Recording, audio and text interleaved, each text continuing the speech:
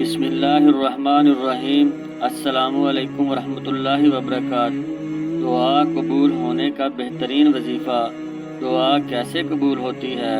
حضرت ابو درداء رضی اللہ تعالی عنہ سے روایت ہے کہ رسول اللہ صلی اللہ علیہ وسلم نے فرمایا، کسی مسلمان کی اپنے بھائی کے لیے غائبانہ دعا قبول ہوتی ہے۔ اللہ کا ایک ایسا فرشتہ ہے جس کی یہ ڈیوٹی ہے کہ جب وہ اپنے کسی بھائی کے لیے غائبانہ کوئی اچھی دعا کرے تو وہ فرشتہ کہتا ہے کہ تیری یہ دعا اللہ قبول کرے اور تیرے لیے بھی اسی طرح کا خیر عطا فرمائے۔ غائبانہ دعا کی جس خصوصی قبولیت اور برکت کا اس حدیث میں ذکر ہے، اس کی خاص وجہ بظاہر یہ ہے کہ ایسی دعا میں اخلاص زیادہ ہوتا ہے۔ رسول اللہ صلی اللہ علیہ وسلم کی ایک بڑی خوبصورت حدیث پاک ہے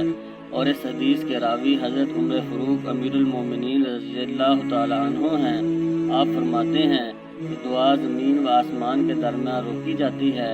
جب تک تم اپنے نبی پر درود نہ بھیجو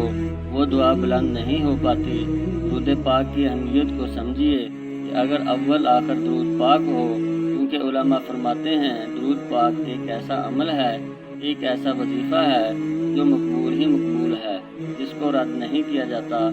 اول آخر قبول ہونے والا عمل کر لیا جائے، وظیفہ پڑھ لیا جائے، اور رب کریم کی رحمت سے امید ہے کہ ان دونوں کے درمیان جو چیز ہے وہ بھی قبول کر لی جائے گی۔ تو دعا سے پہلے بھی درود پاک اور دعا کے بعد بھی درود پاک۔ آپ نے دیکھا ہوگا علماء اکرام مسجدوں کے امام عاشقان رسول کے جب اجتماع ہوتے ہیں تو دعا سے پہلے بھی درود پڑھا جاتا ہے، حمد و صلات پڑھی جاتی ہے، اور دعا کے آخر میں بھی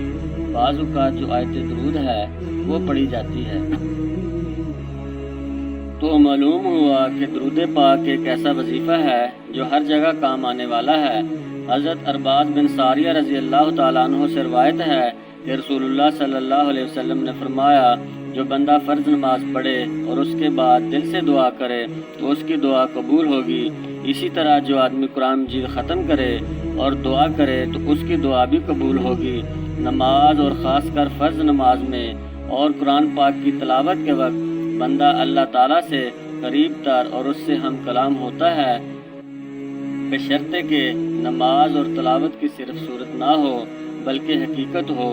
گویا یہ دونوں عمل بندہ مومن کی معراج ہیں، بس ان دونوں کے ختم پر بندہ اللہ تعالیٰ سے جو دعا کرے وہ اس کی مستحق ہے کہ رحمت الہی خود آگے بڑھ کے اس کا استقبال کرے۔ حضرت انس رضی اللہ تعالیٰ عنہ سے روایت ہے کہ رسول اللہ صلی اللہ علیہ وسلم نے فرمایا کہ اذان اور اقامت کے درمیان دعا رد نہیں ہوتی، قبول ہی ہوتی ہے۔ حضرت ابو امامہ رضی اللہ تعالیٰ عنہ سے روایت ہے کہ رسول اللہ صلی اللہ علیہ وسلم نے فرمایا، 4 موقع ہیں جن میں دعا خصوصیت سے قبول ہوتی ہے: راہ خدا میں جنگ کے وقت، اور جس وقت آسمان سے بارش ہو رہی ہو، اور نماز کے وقت، اور جب کعبۃ اللہ نظر کے سامنے ہو۔ حضرت ربیعہ بن وقاص رضی اللہ تعالیٰ عنہ سے روایت ہے کہ رسول اللہ صلی اللہ علیہ وسلم نے فرمایا، 3 موقع ایسے ہیں کہ ان میں دعا کی جائے تو وہ رد نہیں ہوگی۔ ایک یہ کہ کوئی آدمی ایسے جنگل بیابان میں ہو جہاں خدا کے سوا کوئی اسے دیکھنے والا نہ ہو، وہاں وہ خدا کے حضور میں کھڑے ہو کر نماز پڑھے اور پھر دعا کرے۔ دوسرے یہ کہ کوئی شخص میدان جہاد میں دشمن کی فوج کے سامنے ہو، اس کے ساتھی میدان چھوڑ کر بھاگ گئے ہوں مگر وہ دشمنوں کے نرگہ میں ثابت قدم رہا ہو۔ تیسرے وہ آدمی جو رات کے آخری حصہ میں بستر چھوڑ کے اللہ کے حضور میں کھڑا ہو اور پھر دعا کرے، تو ان بندوں کی یہ حالت دعائیں ضرور قبول ہوں گی۔ حضرت جابر رضی اللہ تعالیٰ عنہ سے روایت ہے، بیان فرماتے ہیں کہ میں نے رسول اللہ صلی اللہ علیہ وسلم سے یہ بات سنی ہے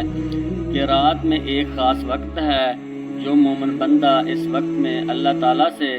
دنیا یا آخرت کی کوئی خیر اور بلائی مانگے تو اللہ تعالیٰ اس کو ضرور عطا فرما دے گا، اور اس میں کسی خاص رات کی خصوصیت نہیں بلکہ اللہ کا یہ کرم ہر رات میں ہوتا ہے۔ حضرت ابو ہریرہ رضی اللہ تعالیٰ عنہ کی وہ حدیث معاف الحدیث کی جلد سوم میں تہجد کے بیان میں ارشاد فرمایا گیا ہے کہ جب رات کا آخری تہائی حصہ باقی رہ جاتا ہے تو اللہ تعالیٰ سما دنیا کی طرف نزول فرماتے ہیں اور خود ان کی طرف سے پکار ہوتی ہے کہ کوئی ہے مانگنے والا کہ میں اس کو عطا کروں۔ کوئی ہے بخشش چاہنے والا کہ میں اس کی بخشش کا فیصلہ کروں۔ حدیثوں سے دعا کی قبولیت کے جو خاص احوال و اوقات معلوم ہوئے ہیں وہ یہ ہیں: فرض نمازوں کے بعد، ختم قرآن کے بعد، اذان اور اقامت کے درمیان، میدان جنگ میں، جنگ کے وقت، بران رحمت کے نزول کے وقت، جس وقت کعبۃ اللہ آنکھوں کے سامنے ہو، ایسے جنگل بیابان میں نماز پڑھ کے جہاں خدا کے سوا کوئی دیکھنے والا نہ ہو، میدان جہاد میں جب کمزور ساتھیوں نے بھی ساتھ چھوڑ دیا ہو، اور رات کے آخری حصے میں، شب قدر میں، اور عرفہ کے دن میدان عرفات میں، اور جمعہ کے خاص ساتھ میں، اور روزہ کے افطار کے وقت، اور سفر حج اور سفر جہاد میں، اور بیماری اور مسافری کی حالت میں دعاؤں کی قبولیت کی خاص توقع دلائی گئی ہے۔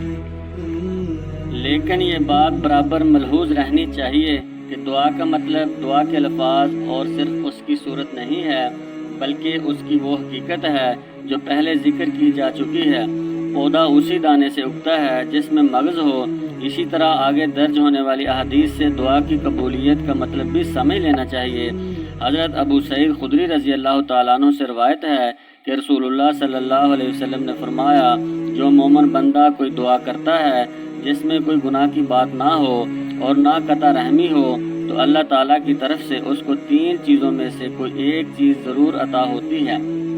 یا تو جو اس نے مانگا ہے وہی اس کو ہاتھ کے ہاتھ عطا فرما دیا جاتا ہے، یا اس کی دعا کو آخرت میں اس کا ذخیرہ بنا دیا جاتا ہے، یا آنے والی کوئی مصیبت اور تکلیف اس کے حساب میں روک دی جاتی ہے۔ صحابہ رضوان اللہ مجمعین نے عرض کیا، جب بات یہ ہے کہ ہر دعا ضرور قبول ہوتی ہے اور اس کے حساب میں کچھ نہ کچھ ضرور ملتا ہے، تو ہم بہت زیادہ دعائیں کریں گے۔ رسول اللہ صلی اللہ علیہ وسلم نے فرمایا، اللہ کے پاس اس سے بھی زیادہ ہے۔ حضرت ابو ہریرہ رضی اللہ تعالیٰ عنہ سے روایت ہے کہ رسول اللہ صلی اللہ علیہ وسلم نے فرمایا، 3 دعائیں ہیں جو خاص طور سے قبول ہوتی ہیں، ان کی قبولیت میں شک ہی نہیں ہے۔ ایک اولاد کے حق میں ماں باپ کی دعا، دوسرے مسافر اور پردیسی کی دعا، تیسرے مظلوم کی دعا۔ ان دعاؤں کی مقبولیت کا خاص راز یہ بھی ہے کہ یہ دعائیں اخلاص اور دل سے ہوتی ہیں۔ اولاد کے لیے ماں باپ کا خلوص تو ظاہر ہے، اسی طرح بیچارے پردیسی اور مظلوم کا دل شکستہ ہوتا ہے، اور دل کی شکستگی میں اللہ تعالیٰ کی رحمت کو کھینچنے کی خاص طاقت ہے۔ حضرت عبداللہ بن عباس رضی اللہ تعالیٰ عنہ سے روایت ہے کہ رسول اللہ صلی اللہ علیہ وسلم نے فرمایا، 5 آدمیوں کی دعائیں خاص طور پر قبول ہوتی ہیں: مظلوم کی دعا جب تک وہ بدلہ نہ لے لے، اور حج کرنے والے کی دعا جب تک وہ لوٹ کے اپنے گھر واپس نہ آئے، اور راہ خدا میں جہاد کرنے والے کی دعا جب تک وہ شہید ہو کے دنیا سے لاپتہ نہ ہو جائے، اور بیمار کی دعا جب تک وہ شفا یاب نہ ہو، اور ایک بھائی کی دوسرے بھائی کے لیے غائبانہ دعا۔ یہ سب بیان فرمانے کے بعد رسول اللہ صلی اللہ علیہ وسلم نے ارشاد فرمایا، اور ان دعاؤں میں سب سے جلدی قبول ہونے والی دعا کسی بھائی کے لیے غائبانہ دعا ہے۔